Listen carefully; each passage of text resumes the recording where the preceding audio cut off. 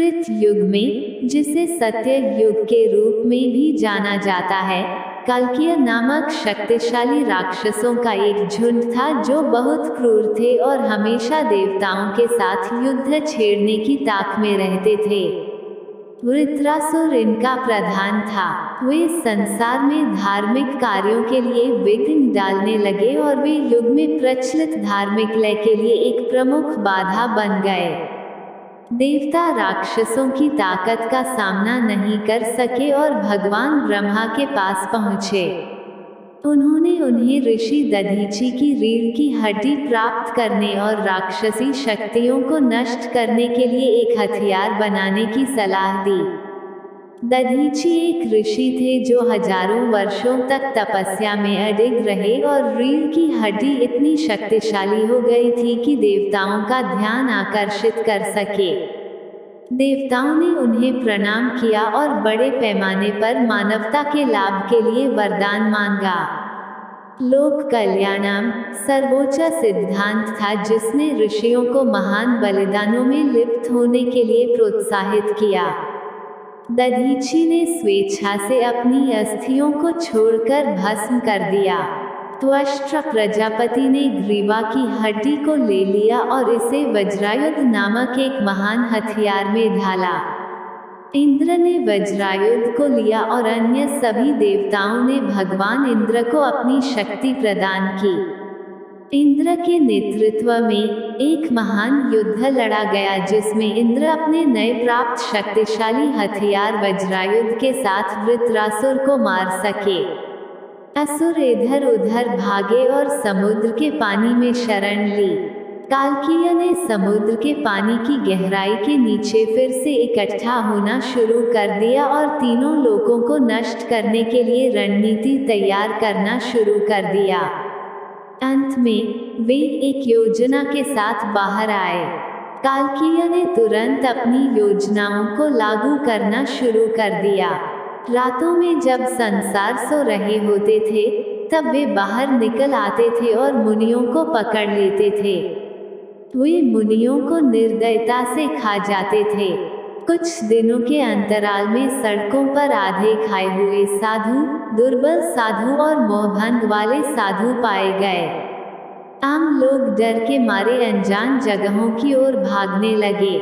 देवताओं को पता नहीं था कि क्या करना है और वे सांत्वना के लिए भगवान विष्णु के पास पहुँचे। विष्णु ने उन्हें सांत्वना दी और उन्हें समुद्र के पानी को वाष्पित करने की योजना के बारे में सोचने के लिए कहा क्योंकि कालकेय समुद्र के पानी के नीचे छिपे हुए थे। उन्होंने सुझाव दिया कि उन्हें अगस्त्य से संपर्क करना चाहिए, जो एक महान ऋषि थे जो समुद्र के पानी को खाकर देवताओं की मदद कर सकते थे। इंद्र के नेतृत्व में देवता पूरी भक्ति के साथ अगस्त्य के पास पहुँचे और कालकेय को नष्ट करने के उनके प्रयास में उनकी मदद करने की भीख मांगी। अगस्त्य मानव पीड़ा को कम करने के हित में देवताओं की मदद करने के लिए सहमत हुए। अगस्त्य समुद्र के पानी तक पहुंचने के लिए भारत के दक्षिणी भाग में पहुंचना चाहते थे, लेकिन उस समय एक बड़ी बाधा थी।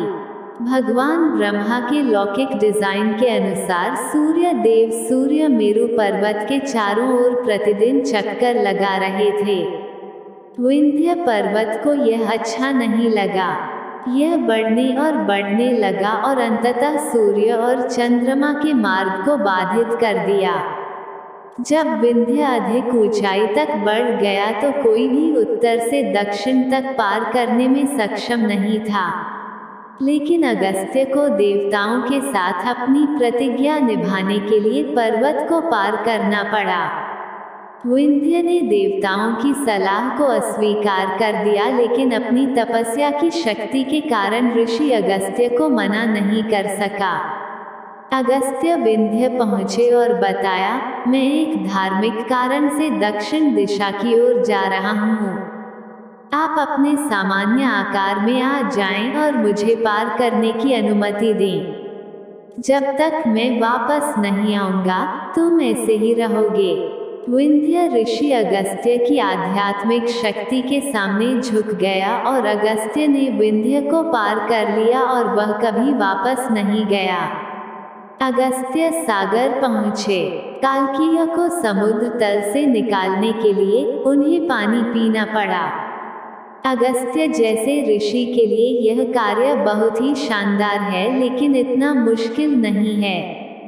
अहम लोकहितार्थ वै पिबामि वरुणालयम, मैं समाज की भलाई के लिए समुद्र का पानी पीऊंगा, अगस्त्य ने घोषणा की और फिर उन्होंने एक ही बार में सारा पानी पी लिया।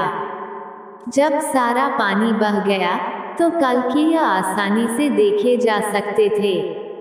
देवताओं ने तुरंत उन पर आक्रमण किया और सभी राक्षसों को नष्ट कर दिया। कुछ कालकेय जो उस आक्रमण से बच सके, वस्तुतः पृथ्वी को फाड़कर पाटा पहुँचे।